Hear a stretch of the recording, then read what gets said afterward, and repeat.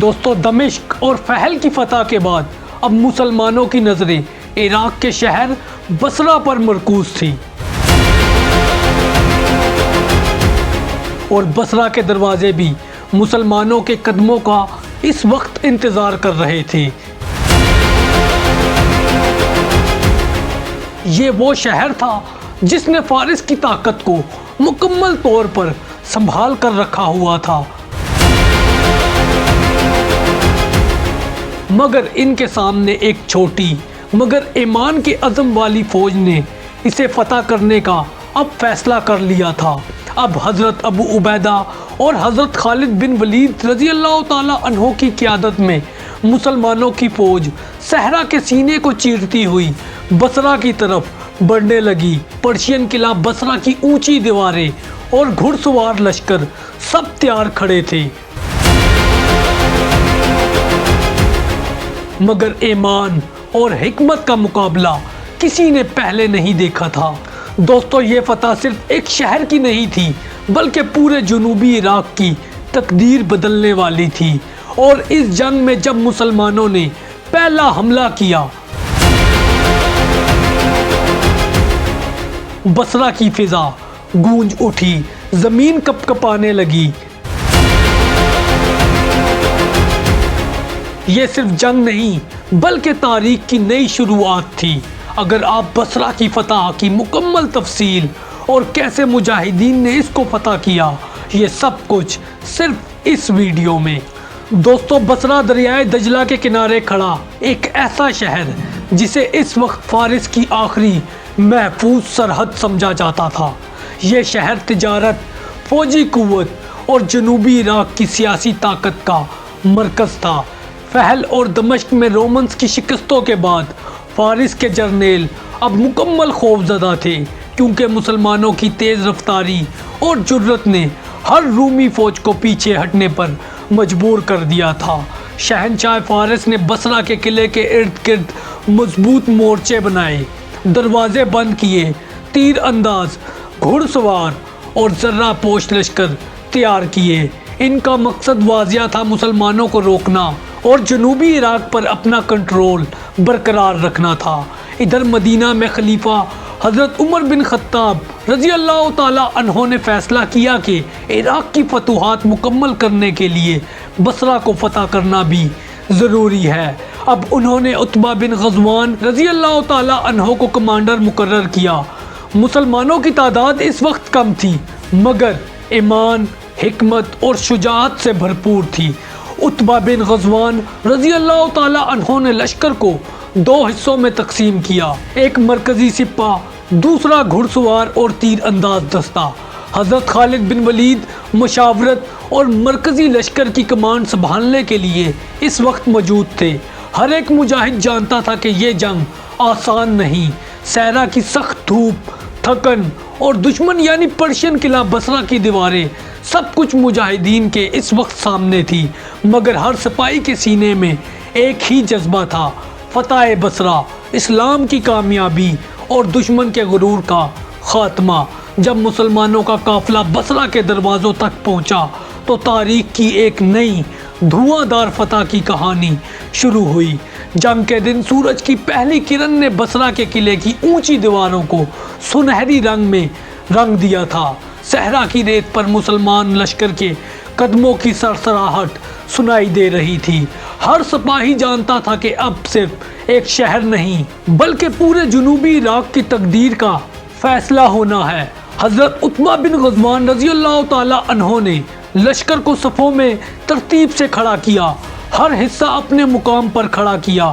حضرت خالد بن ولید نے گھڑ سوار اور تیر اندازوں کی صفوں کو درست کیا اور کسی مجاہد نے ایک لمحہ بھی ضائع نہ کیا۔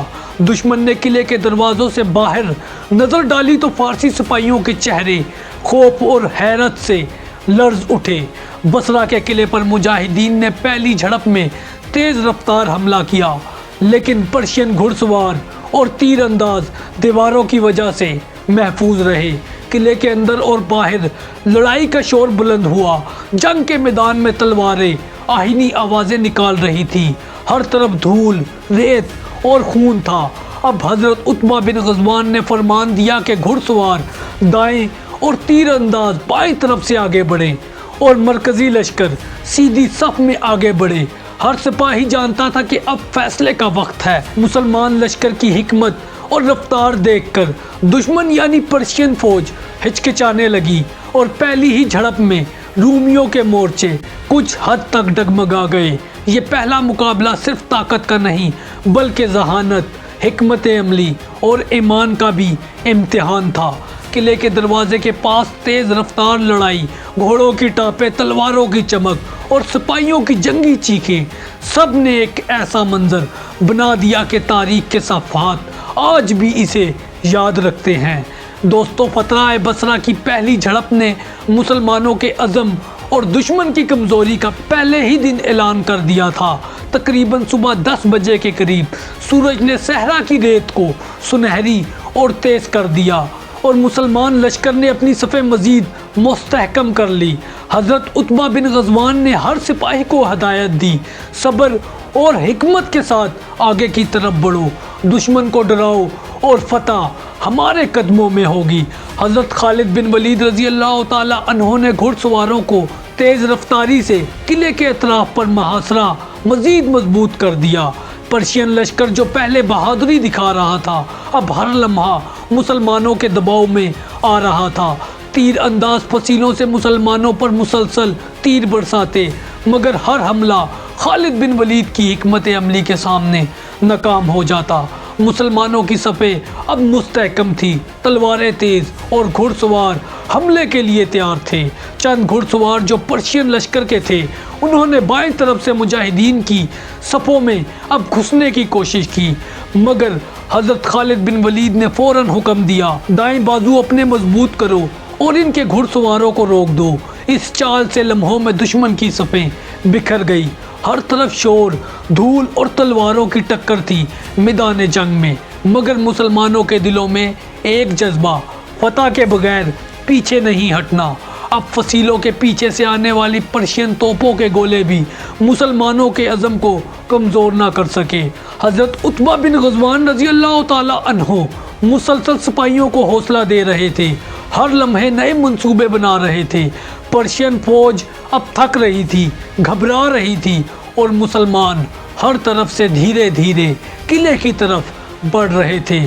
اس ساری صورتحال میں میدان جنگ بھی ظاہر کر رہا تھا کہ فتح یقیناً قریب ہے، لیکن پھر بھی دشمن کی ہر چال کا جواب دینا مسلمانوں کے لیے لازمی تھا۔